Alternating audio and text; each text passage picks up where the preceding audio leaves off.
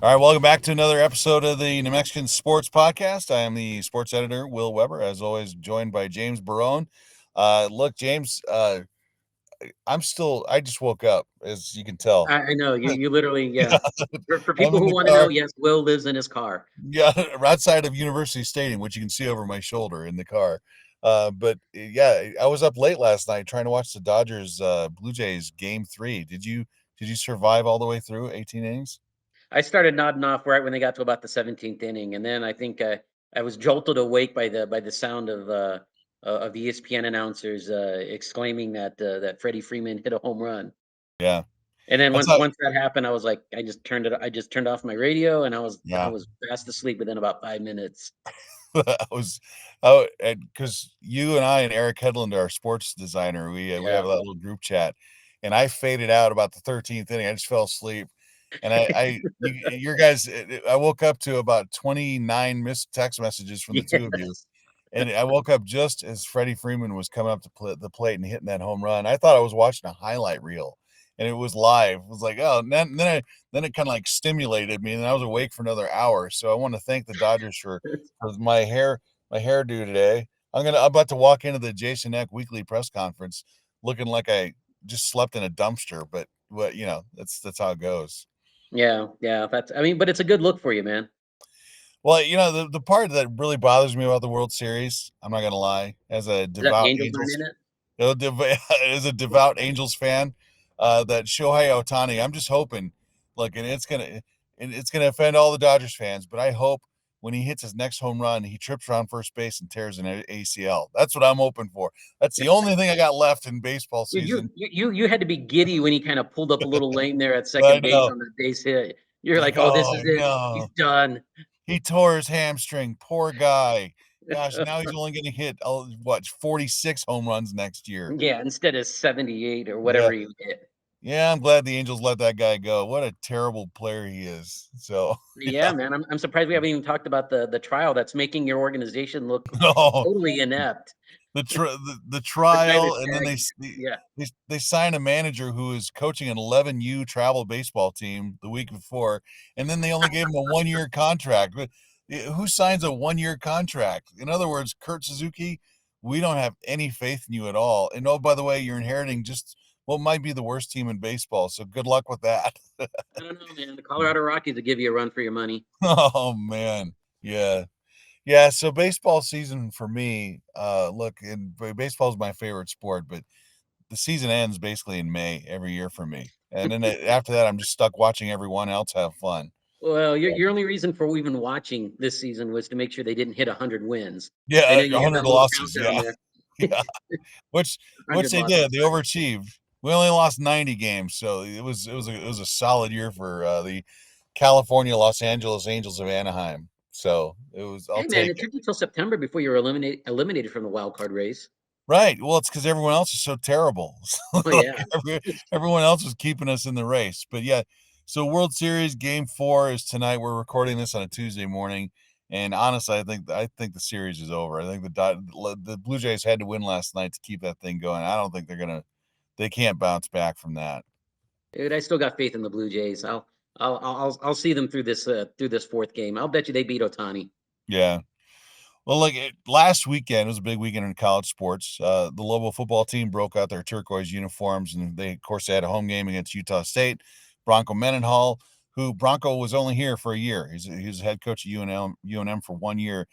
And as far as like media savvy goes, he had none. It was like talking to a cardboard box sometimes, and so it was really hard to get a read on him. So when he left, I don't think there wasn't a lot of acrimony because he didn't have enough time to build up that kind of affection with the fan base or anyone here. So when he left, it's like, well, that sucked. You're leaving after 1 year, but it wasn't like a hatred. It wasn't a bitter thing that you're leaving for a rival. But having him come back last week, I think for the joy watching Utah State take it in the shorts because that's probably one of the last times UNM and Utah State are ever going to see each other because next year they're in different conferences and Yeah.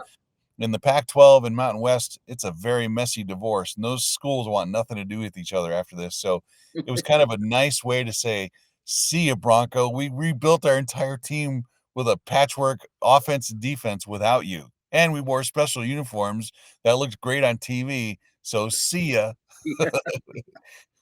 I must say, I thought Bronco has actually gotten worse at his at answering media questions than he was at UNM, because he seemed to trip over himself the whole time with regards to this upcoming game.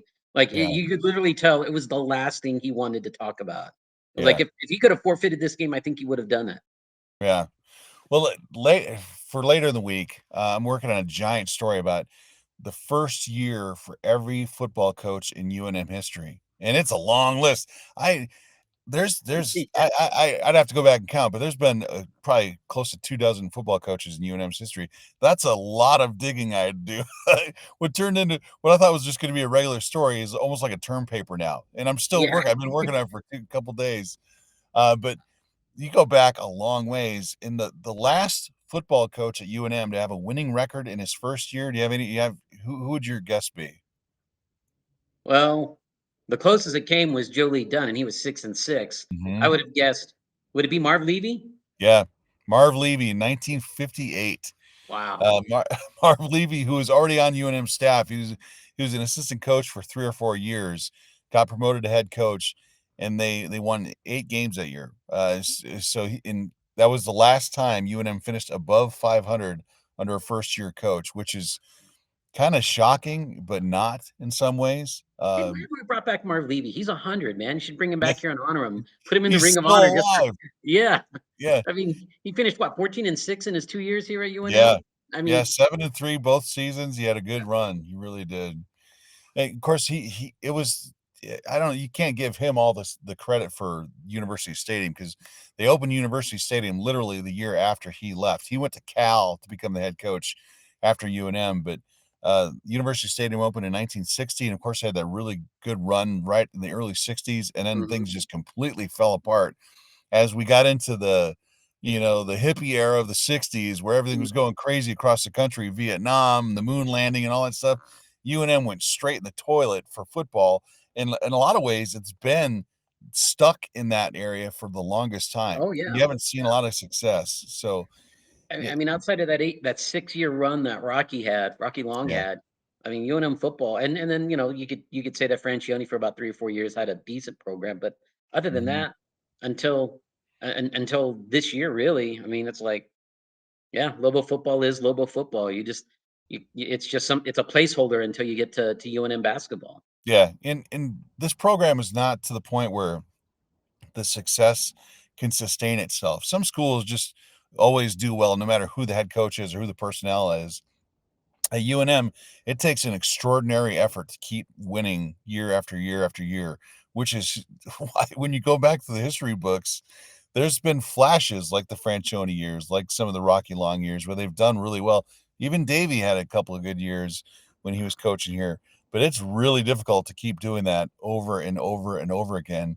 And they've shown that. There's been a lot of coaches, my gosh, like one of the worst debuts of a head coach in history, and it's not entirely his fault, was George Barlow. He took over 4 games into the season as the interim coach, and the team was just miserable. They mailed it in after Mike Loxley had gotten fired 4 games into that season.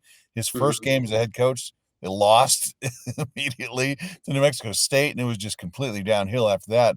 And then you look, Jason Eck, he's been here for one season. They're 5-3, which is you could make the point that you kind of saw some of it coming. Like I before the season, I said all 6 home games they had maybe they're either the favorite or close to it in the home games, and here they are. They're undefeated. They're 4-0 at home, and the one road game you probably didn't expect them to win was UCLA, and they did.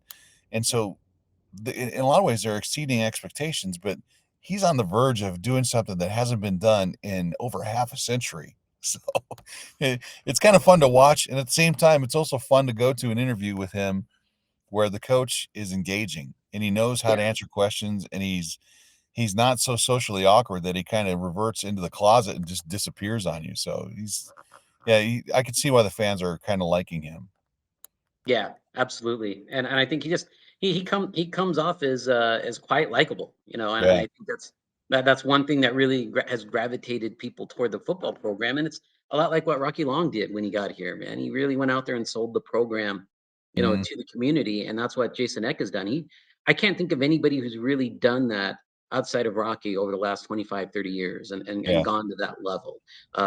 Especially with some of the social media stuff that he's been doing. And then obviously he has these little sound bites, and obviously the "We Ain't Missing You" part clip from Mhm. this weekend was kind of the cherry on top of everything. Yeah. Yeah. Well, and then more Lobo news. The basketball team started its season, or their exhibition season anyway. They're the same night the Lobo football team beat Utah State.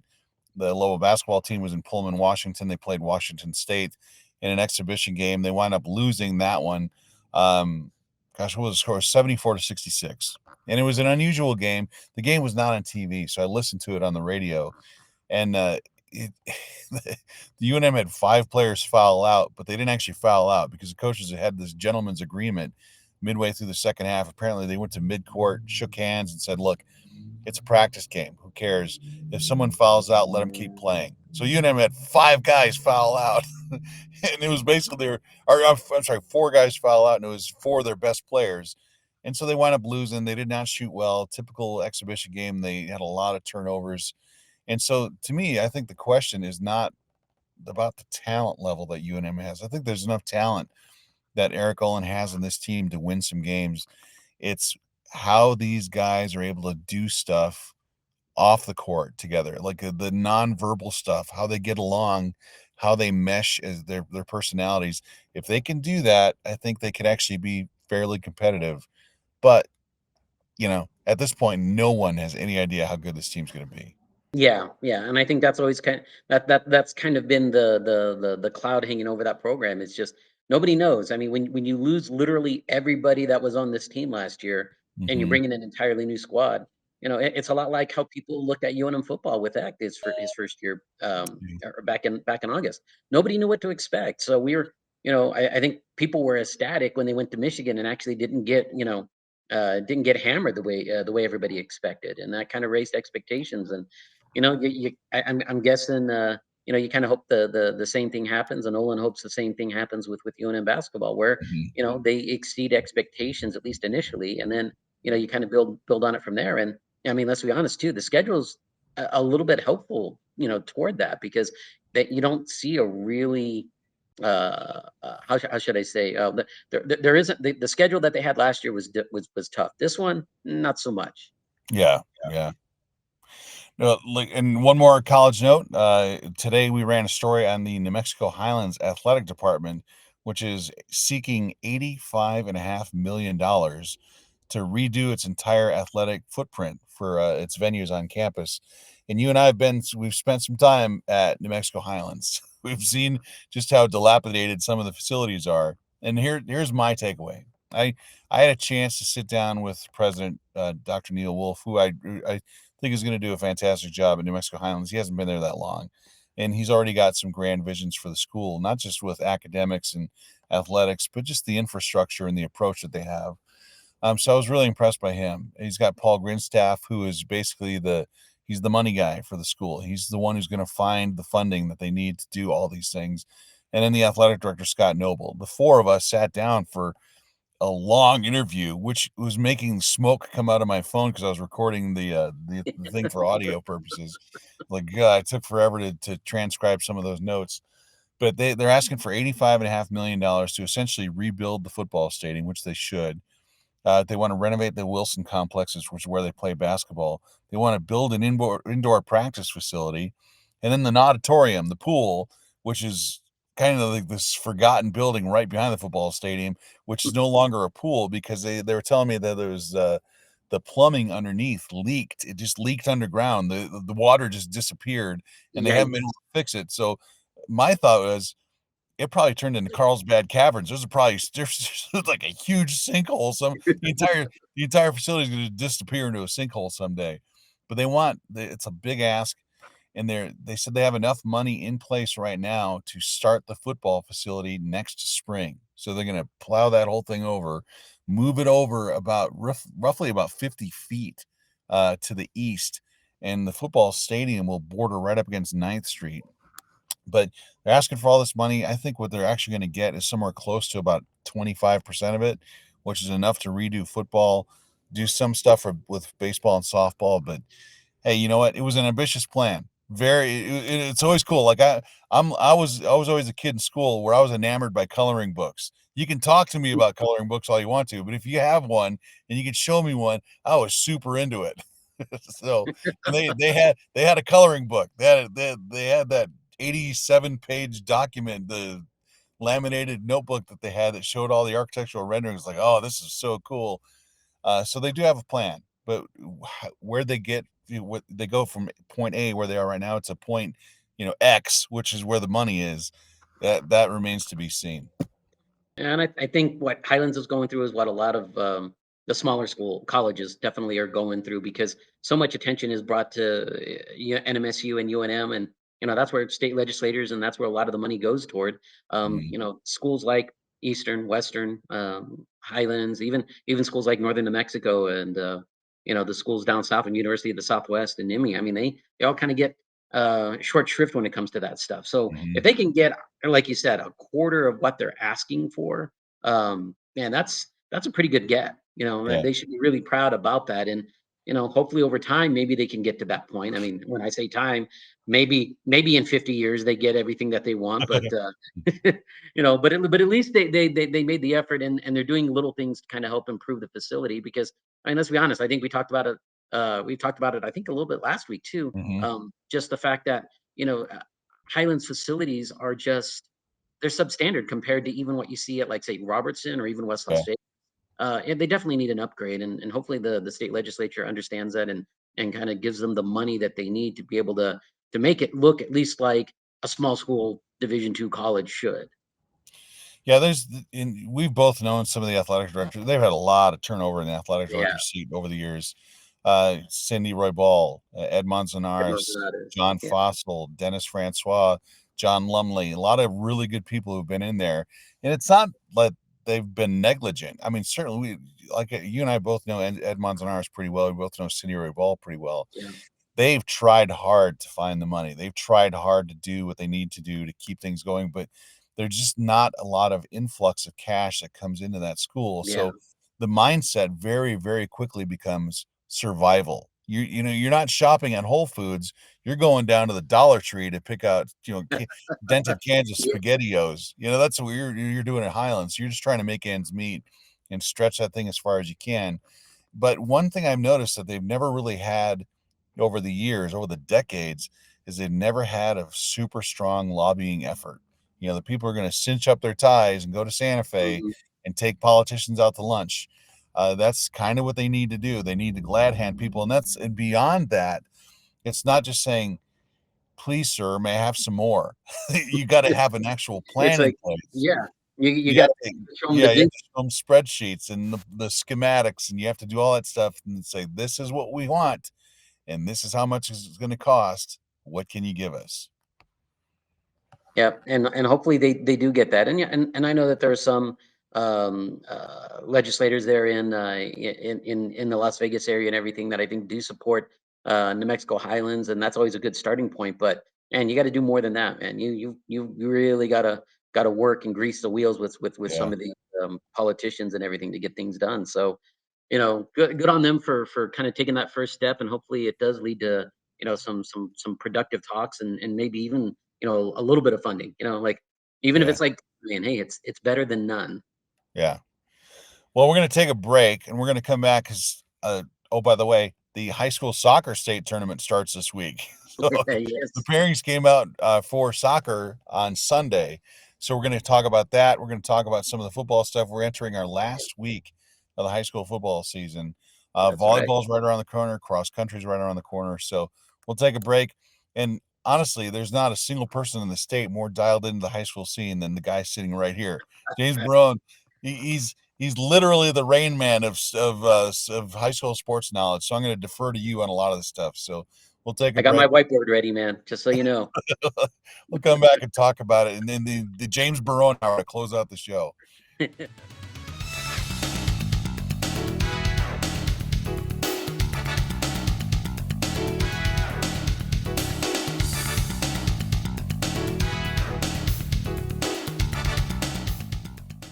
All right, we're back, and look, it is right now. It's Tuesday morning, and this week is the high school state soccer tournament, which kicks into high gear right away with the. I believe it's the first round, right, of the quarterfinals, Yeah, first James. round for the girls is today.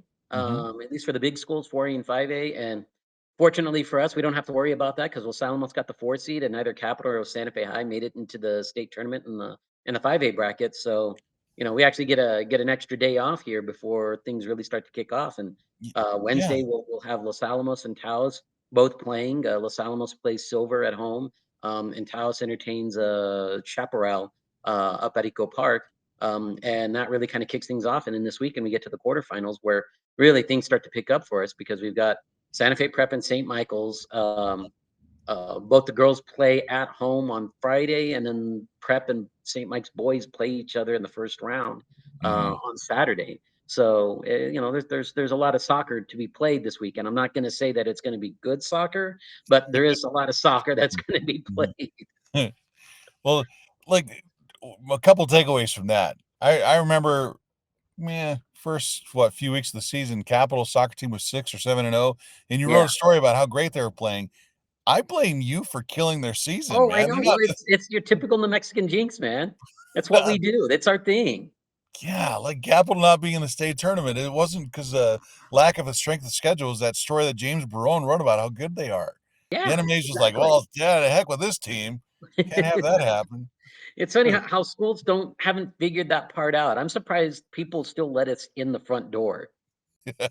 It's like And you then, can watch our games from NFHS or you can watch it from that hill over there, yeah. and don't take notes because we don't want to find out how bad we really are. And then them pitting the two Santa Fe schools against each other right off the bat.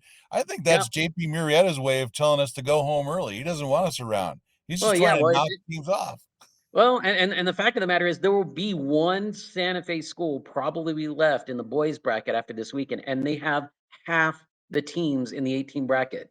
Tierra and Cantata is a 6 seed, and they go play NIMI down in Roswell. And Academy for Technology and the Classics made the state tournament for the first time ever, and they're going to go play Sandia Prep on Saturday morning. So we'll be down to Santa Fe Prep and a bunch of other schools. What is the bigger story? The ATC boys making the tournament or the ATC girls not making the tournament after Instagram gate last week? I'm gonna go with the boys because I'm really tired of dealing with the girls part. Not because of the situation and everything, but I just think it kind of took on a life of its own. And there were a lot of upset people and a few upset parents that kind of kept this thing rolling. And there's just no way that this was that they were going to get their coach and that they were going to salvage the season. And I think there was a lot of recrimination on their part because they just felt like the administration let them down and basically weren't following their own policies and stuff. And hey, I get it. I kind of understand and empathize with them. I think they could have gone through the rest of the season with Vilmont Veros and called it a year once they played on Saturday, and that would have been it. But clearly the administration felt like they needed to do that, and the parents, obviously disagreed with that, and they've been combating the administration since then. But what I'd like to do is just talk about these boys for a minute. I mean, this is a program that started 5 years ago. Their first varsity season was the COVID year, 2021. Mhm. Um, and then they went through a coaching change. They went from Eugene Doyle to Rob Rittmeyer, and Rittmeyer's been there for the last 4 years. And something I'm going to be working on for a story this week, for this weekend, is just about how this season, it almost didn't really get off to the start that they were hoping for because Rittmeyer was actually had told the administration he was going to leave, that he wasn't going to come back and coach. And they opened the position for applications, but they couldn't get anybody. And Rittmeyer, who was dealing with some personal issues, Mhm. finally just decided, okay, I'll coach them. I'll make this work. And here they are. 10-5-1. They made it to the to the state tournament as a 7 seed, and we'll see what happens here. But that's a program that's going to be really good for the next couple of years. They've got a lot of sophomores, freshmen, eighth graders on the squad, and they're going to be tough. You look at Santa Fe Prep. Santa Fe Prep will always be will always be good. They'll always be in the mix Mm. when it comes to 1A, 3A soccer. But St. Mike's loses a lot of guys. I think they have about 8 or 9 seniors on that squad, so they're going to go down. And ATC might end up being that team that rivals Santa Fe Prep for the next couple of years. Who wins the whole thing in 3A? You know what? I have a hard time going against Santa Fe Prep. I would have loved if they could have played Nimi in that little round robin tournament they had with Sandia Prep. But as it was, um, they beat Sandia Prep pretty handily. I think it was 3-1. I think they probably would probably have beaten Nimi as well. My gut feeling is that Santa Fe Prep is probably the team to beat in 3A, but you never know when you get to that championship game. I mean, Sandia Prep has so much championship pedigree, and Nimi. I mean, they're the two-time defending state champs, and they do have a few guys back from last year's team. So I think if it ends up being, it'll end up being one of those three teams. Santa Fe Prep against, Sandia Prep or Nimi, and it should be a very entertaining championship game. But I think this is one time where Santa Fe Prep is gonna come out on top.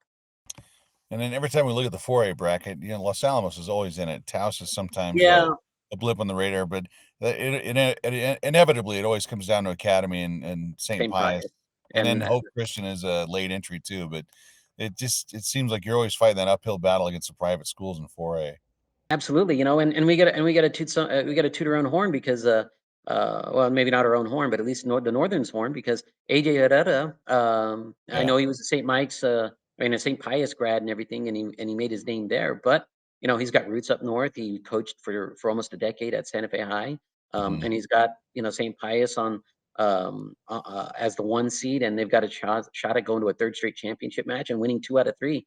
And the thing is that if Los Alamos makes their way into the semifinals, that's who they'll play next week in Albuquerque. So Los Alamos is going to have its work cut out for them, but I think the getting to the semifinal is realistic. After that, they're going to need a little bit of a break. The girls' side to look at, I know it's kind of the same story over there too. St. Mike's has got Yeah. some talent, but Santa Fe Prep is right there. But who do you see winning 3A in on the girls' side? Well, the surprise has been Albuquerque Cottonwood Classical Prep. They're the number 1 seed. They ousted Sandia Prep, who I believe are the 4-time defending state champs. Sandia Prep has just kind of struggled for the most part for this season, and Cottonwood Classical has kind of taken that over. But again, I think right now, with the way the bracket is playing out, we'll have Santa Fe Prep and St. Mike's in the semifinals, which guarantees us somebody in the championship. Um, and I'm I would think that this is the year that Santa Fe Prep makes it to the championship game, but the 2 games that they've played, when they played each other, have been dogfights. I mean, they St. Mike's won at Prep 3-2 with 3 goals after they're falling behind 2-0, and then the rematch last week they played in the double overtime, or I'm sorry, into overtime before Prep won on Marley Blue's golden goal there. So I pretty much expect that to come down to probably overtime and maybe even a shootout, and then it's anybody's game at that point. But I think right now, well, looking at the bracket, it's pretty safe to assume that we'll have a Santa Fe school in the championship game in both boys and girls 3A. Well, and here we are in the last week of the high school football season for 11 Yeah, man. So we're in the home stretch for that. A big one was decided last week with St. Mike's clinching its district with a win over Milwaukee. Capital has a huge game on Thursday night. I know it's an yeah. uphill climb for them, but if they beat Berlin, look, it doesn't guarantee anything, but it pretty much guarantees them a playoff spot if they beat Berlin. They'll get into the state No, it playoffs. doesn't actually. I think it does because you're I, going to get I've five done teams out of that district. They'll I've make it in. done the math, man. They end up as the 13th team, despite that. You Oh, know, look, so we're gonna hold you to that, man. If yeah. they beat Berlin and don't get in, I think the entire Capital football team's gonna come to your house and ask what you did to them. Well, I mean, they're going to need some help. Realistically, what could happen here is Capital could beat Belen, create a 5-way tie for second place in District 1 5A, and then it comes down to the tiebreakers. And the and here's Capital's problem: they beat the wrong teams. They beat Belen and Highland, who will probably end up being second and third in that district once you do the tiebreakers. And I know I'm making a lot of assumptions, but I mean the only uh, uh, the only exception could be is if Mira beats Los Alamos, in which case Mira would end up being the second place team, and then it turns into a 4 team. Or if Highland loses to Del Norte, which is not, let's be honest, that's not going to happen. I don't think it's going to happen. I don't believe it's going to happen. But if it does, it probably helps Capital in that it takes the one team that they're battling with for, that 10, 11, 12 spot out of the equation if they do lose, because they'll finish behind everybody else. That's really what Capital needs, is somebody to pull off a surprise. If it doesn't, the way the tiebreakers break down, they'll be facing off against Valley and Mira for the 11 and 12 spots. And the problem is they lost to both of them. And so the Yeah. head, when it comes down to the tiebreaker, that's what's going to get them screwed. Wow, you heard it here first. Capital already in basketball season. From James Monroe. Unfortunately, I hate saying it, but hey, let's see what happens, man. First, it's got to, Thursday's got to happen. They've got to make, they've got to beat Belen. If they beat Belen, they've got a shot, and they just need some help. Yeah. The biggest problem with this is when you look at 5A is the Southern District is so dominant. I mean, there's no other Yeah. way to put it. Yeah. Deming at 1 and 8 is ranked higher both in the max preps and even in the coaches poll than Mira, Valley, and Capital, Yep. and that's where the problem exists. Um, Deming loses out when you do the criteria points. They lose out on their overall record and their district finish, but they make up for it by outplacing most of the other northern district schools in max preps and coaches poll. And then when you get to 2-2, and there's no head to head, because I think the only team that played outside of the north was Valley, and they played Goddard. So there's no head to head to go off against, at least from north versus south. So then it Yeah. to your strength of schedule, and Deming's got a better strength of schedule than every single team in the north, and so they're going to win those head-to-head battles when it comes to the tiebreaker. I have them down as a 9, and I've had some people saying no, they're going to be more like an 11 or a 12, and I'm like, I've crunched the numbers. They're a 9. They're going to get in no matter what, even if they lose this weekend and finish 1-9, and they're playing Gadsden, by the way.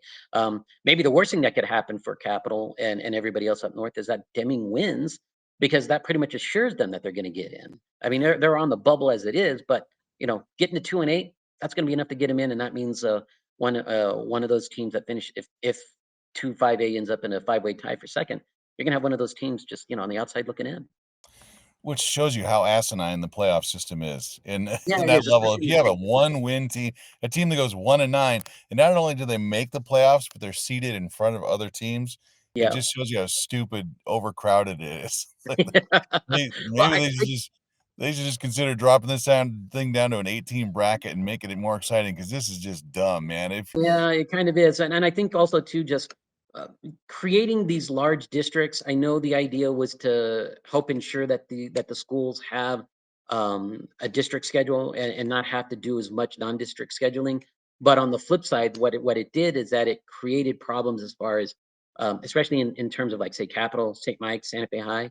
I mean, Santa Fe High and Capital get 3 non-district games now, and 2 of them have to go to St. Mike's and Santa Fe High. So that Yeah, leaves you one non-district game that you gotta figure out how to fill. Santa Fe High went with Belen, Capital went with Espanola. If Capital played the last year's Espanola's team, it probably helps them in this situation. But because Espanola is not as good as they were last year, it actually ends up hindering them, and so they're kind of screwed. And I think they should go back to what they had before with the 4 or 5 districts, where you're playing either 3, 4, or 5 district games, and you fill the rest of it with non-district games, because I think then you get a far better or far more accurate picture of who's where, as opposed to this, where, I mean, let's be honest, the Southern schools are beating up on each other, but it's not like they're dropping down any. You're one yeah, and nine, and you're still ranked 10th in the Max Preps rankings. I mean, come on, there's yeah. got to be a little bit more of a punitive assessment when it comes to losing games that on your schedule, regardless of regardless of if you have to play them or not. And it's to me, I think it's dumb. You have 16 team classification, and 12 of them make the Make playoffs, it, yeah. which tells you the absolute dregs of the class don't make it.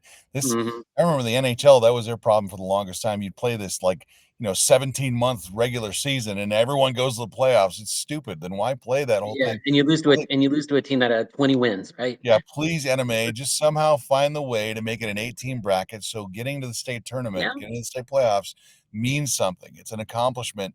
It's not a participation trophy. it's an actual reward for doing something well long enough over the course of 10 weeks. Or at least, and I've talked to quite a few other coaches about this, and I've always been a proponent of this since I started 5A. I think 5A or 6A, however you want to put it, should be just your 16 largest schools, and Yeah. then you break down the rest of the classes in football. Put 20 teams in 4A, 21 teams in 5A, or however you want to do it. But and then you use the 18 bracket for the 16 team field, or for the Mhm. 16 teams, classification in 6A. I think that's the best way to do it. And granted, I mean, those teams that are going to be in the bottom end of the enrollment there in 6A, they're not going to Yeah. like it. But I'm not sure there's a right answer other than to say let's just stick 8 teams in 6A or 5A or however you put it, and just have them play each other, because clearly they're the 8 best schools in Yeah. in the state, and everybody else can just play in every other class and Yeah, and break it that's down. always been the problem with football is that Yeah, you can tell the enemy has been confused by it, and even the coach has been confused by it. They're just not sure how to split up the teams and split up the classifications because everyone talks about a safety issue. And look, at the very highest levels of 6A football, those teams are head and shoulders above everyone yeah, else, and it can legitimately become a safety issue.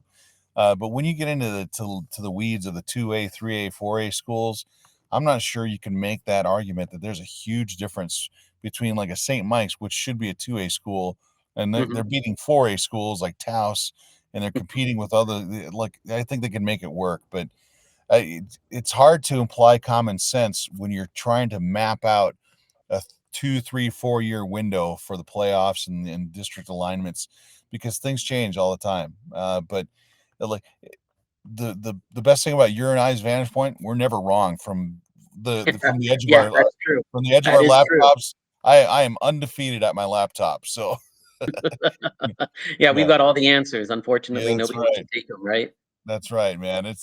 And so look, we're going into the last weekend of the season, and I was thinking about this because every week I do my football prognostications thing, and of course I threw Capital completely into the bus last week Yeah, because you totally did, man. They they've loved it, scored by like the way. 5 points all season, and all of a sudden they get hot when it matters most. Anyway, I admit it, Capital. You're welcome. I got you into like the New Mexican Jinx worked in reverse for you guys, so good job. In fact, this week I should pick them to lose by 165 points, and then they might actually win. And so, but I was thinking, St. Mike's plays Robertson on Saturday in the regular season finale, and both teams' fates have already been decided. St. Pretty Mike's has much. won the district.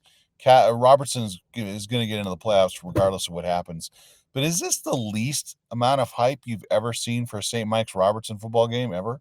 Oh yeah, absolutely. At least in a decade, probably 20 years, really, when you think Yeah, about it. Not since when before Chad Ronas was there, but even then, I mean, Art Abreu seniors teams there, even in the early 2000s.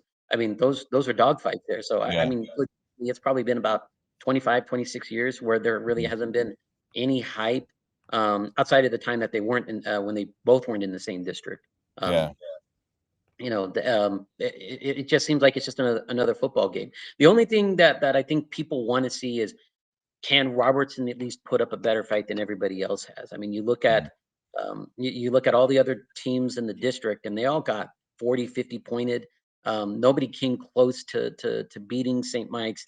People want to see if Robertson has a fighting chance, and if they lose by a couple touchdowns, then it makes you think, okay, maybe yeah, Robertson's got a chance. Especially, because right now, if Robertson loses, they're going to finish last in the district.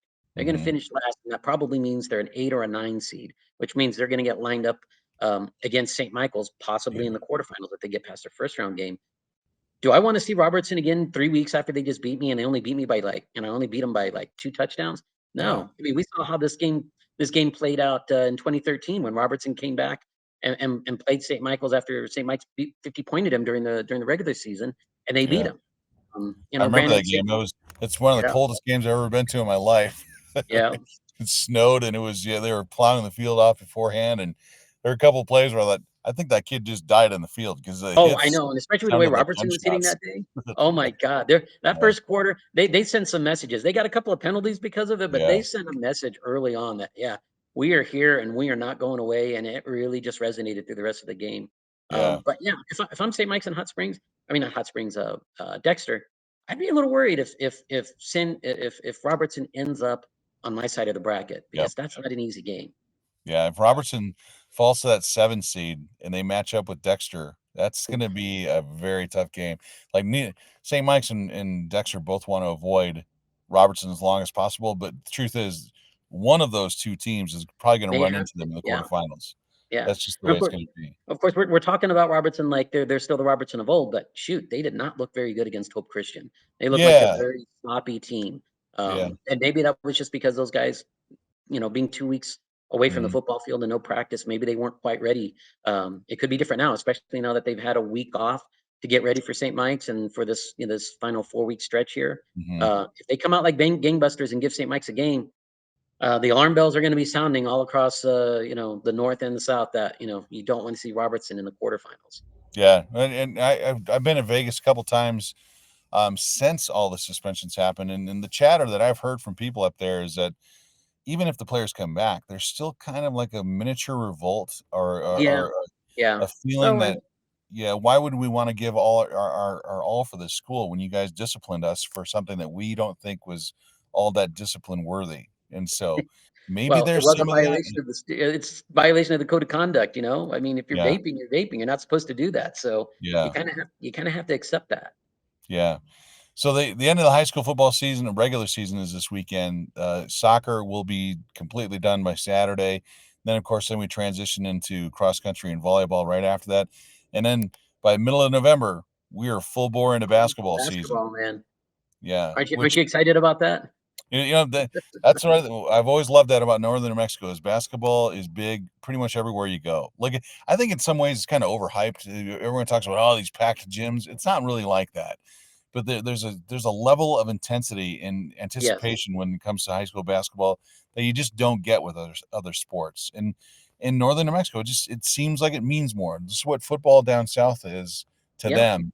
Basketball is up here, and you're not going to sell games out, but there's certainly that intensity, and that's to me, I think, is the best part about Northern New Mexico is the hoops, the high school hoops. Oh yeah, you can feel it when you walk in that gym, man. It's just it really sets the tone, and I think it really gets obviously it gets the players energized, and then the crowds feed off of that. And I mean, we sometimes it tends to percolate and boil over, and then it creates some of these negative situations that we've seen where fans and players and and teams just kind of Mhm.